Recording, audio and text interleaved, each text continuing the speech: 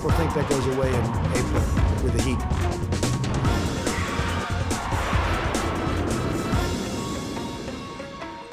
Welcome to Planet America. I'm John Barron. And I'm Chaz Cidello. This week, the first woman to go public with concerns about Joe Biden speaks out about the Tara Reade case. We'll be looking at the state of the American economy and the plight of the unemployed. But first...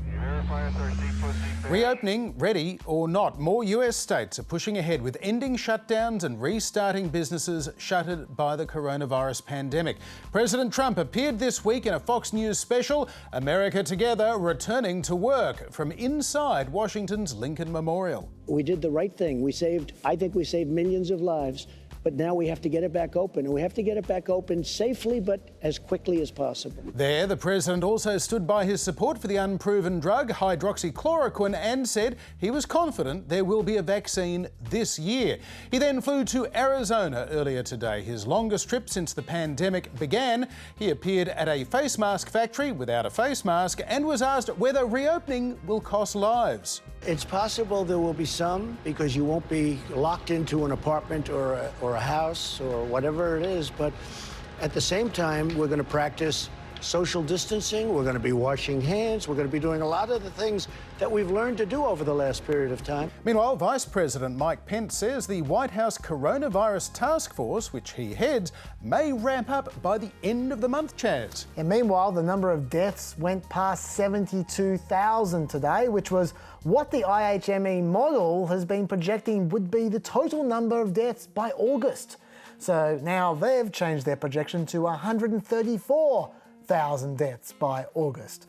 Regardless, many Americans are gradually returning to their normal lives. 40 states are opening up a bit more this week, and even if they weren't, Americans are voting with their feet anyway. Apple's mobility data makes it clear that unlike Italy or the UK, America is starting to move again.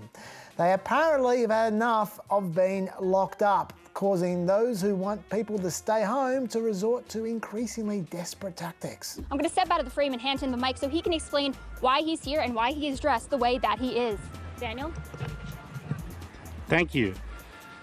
Yeah, I'm here today to try to make a point that I think it's premature that we open our beaches. They should just take a leaf out of Sweden's playbook, where one mayor opted to keep people from crowding in the park by dumping tons of chicken manure in it. To sit in a park that stinks of chicken manure is not a pleasant experience, said the town mayor. However, it is good for the lawns. Those Swedes are full of ideas, John. Yeah, not one of their better ones, though. Former US Vice President Joe Biden broke his silence this week on claims he sexually assaulted a member of his Senate staff in the early 1990s. The presumptive Democratic presidential nominee was asked about Tara Reade's allegations by MSNBC's Mika Brzezinski. She says in 1993, Mr. Vice President, that you pinned her against the wall and reached under her clothing and penetrated her with your fingers. Would you please go on the record with the American people? Did you sexually assault Tara Reade? No, it is not true. I'm saying unequivocally, it never happened. And it didn't. It never happened. Biden also says he's unaware of any complaint of this nature against him by Tara Reade or anyone else. But he says if there was a complaint, it would now be with the National Archives. I'm not worried about it at all. If there is a complaint, that's where it would be. That's where it would be filed. And if it's there, put it out. But I've never seen it. No one has that I'm aware of. So it might seem pretty straightforward then, but it's not. If there is a complaint, the National Archives says it would remain under the control of the United States Senate. A Senate resolution requires such personnel records remain out of public view for 50 years. But there's also doubt about who would really have it anyway, if indeed it exists. First, the National Archives said it did not possess the records. It said they were maintained by the Senate. Under Senate rules, those documents would in fact be maintained by the General Services Administration, which is a federal agency that helps manage other agencies. But the GSA says it keeps its records with the National Archives. We're back to square one. Biden has written to the Secretary of the Senate asking them to release any files relating to these allegations, Chaz. Yeah, and then the Secretary wrote back back saying no. They have no discretion to disclose any such information under the law. Meanwhile, Tara Reid says the report she filed with the Congressional Personnel Office did not explicitly accuse Biden of sexual assault or even harassment anyway. Yes, although what Reid says is in her complaint describes harassment, at least, even if she didn't use the actual word. Biden, though, is refusing to allow access to his personal archives, which are housed at the University of Delaware. He says no personnel records are in there, but lots of records of conversations with world leaders and speeches and things that could be distracting in a presidential campaign are there. At the same time, the lawyer who headed the 2-month vetting process of Joe Biden before he became Barack Obama's running mate in 2008 says the allegations never surfaced during their investigation. This is Bill Jeffress, who says they presented everything they found to Obama and he selected Biden because there was nothing serious. And senior advisor to Obama, David Axelrod, confirmed the campaign found no formal complaint, no informal chatter about Biden, and certainly no intimation of sexual harassment or assault from Reid or anyone else. Yeah, Biden may well be right that his documents don't include employee records. Searching for the complaint may also be a pointless exercise because Reid supporters like journalist Katie Halper have already suggested Biden will unseal his records and there won't be anything in them because if there had been, why would they keep the complaint?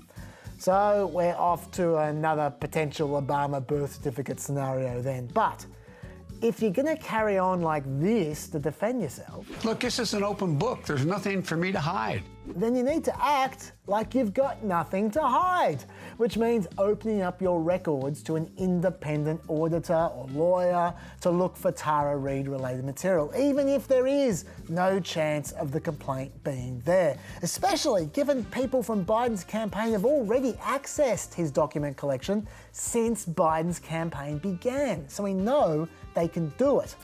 I don't think the press are going to let this go, John. I really don't. Like the New York Times this week, who said that any investigation must include the records Biden donated to the Uni of Delaware. Also, they called for an unbiased, apolitical panel to look into the documents. Mind you, Biden isn't the only one facing questions right now. Tara Reid's interviews from 2019 are also attracting attention, not so much because she was at that stage only accusing Biden of sexual harassment, but it was more how she was talking about Biden. Like, for instance, she said, "This is not a story about sexual misconduct. It's a story about abuse of power." And so some have suggested that's an odd way to speak about someone you believe committed sexual assault, although that is a common phrase used about sexual misconduct. Also, she said, "I wasn't scared of him, that he was going to take me in a room or anything. It wasn't that kind of vibe." Some have also suggested that's a weird thing to say about a person who assaulted you. You make up your own mind. The other issue Reid has is that her strongest witness is currently anonymous. According to this friend, back in 1993, Reid told her on multiple occasions about physical interactions with then Senator Biden that made Reid uncomfortable. She also says Reid told her in detail that she had been sexually assaulted by Biden and that Reid had told her within days of it happening. So she was told both stories in real detail and not in 1995 at the time they happened. Furthermore, this friend says she's the one who encouraged Reid to only publicly share her allegation of sexual harassment, not the assault, when Reid came forward in 2019.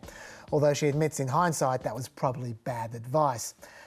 That's all pretty important stuff to corroborate Reid's story, John, so I suspect there's going to be some pressure soon to find out a little bit more about this friend. Yeah, well, let's speak to somebody now who has found themselves somewhat at the centre of a lot of these allegations. Joining us is Lucy Flores. In 2014, she was the Democratic Party's nominee for Lieutenant Governor of Nevada when she says that Joe Biden approached her from behind at a campaign rally, placed his hands on her shoulders, sniffed her hair and slowly kissed her head. Last year, Lucy wrote about how uncomfortable the encounter made her feel, and in response, a number of women then came forward with similar claims. Among those women was Tara Reid. Lucy Flores, welcome to Planet America. Thank you. At this point, do you believe that Joe Biden sexually assaulted Tara Reid?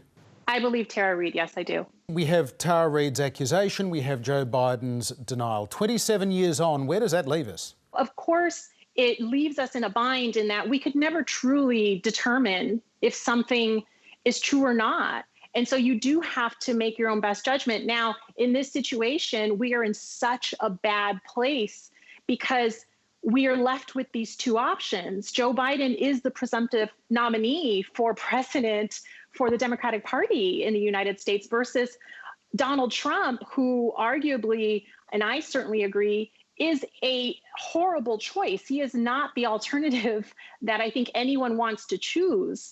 And so it is, that adds to the level of difficulty in someone trying to actually just make a determination for themselves about what to do in this particular case. It's really quite awful.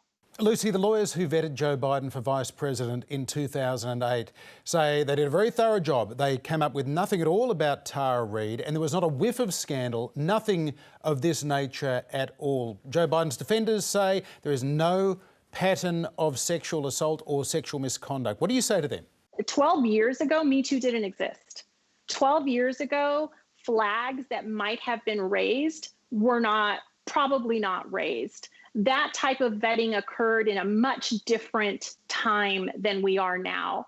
The fact that his behavior around the way he treated, the way he handled the Clarence Thomas hearings, his positions on segregation, lots of problematic things that have come out now weren't flagged. And if they were flagged, people didn't think much of it. So, but times are different. And just because he was vetted in a much, much different time 12 years ago does not mean that that is a vetting that would have resulted in the same outcome so many years later. There seems to be a transition going on within the Democratic Party at the moment from believe all women to respect all women, listen to all women, but then subject their allegations to scrutiny. Do you think that's a healthy transition, or do you think it's a negative one? I actually believe that it's a healthy one because it does move us away from a catchphrase. I think that believe women was very unfortunately hijacked by many politically motivated people who had political ends. And there wasn't a deep commitment. There wasn't a deep policy commitment to actually changing the culture around sexual assault survivors and women who come out with their stories. And it was very easy to hop on this bandwagon and never give it a second thought. Whereas now people are having to backtrack and they're having to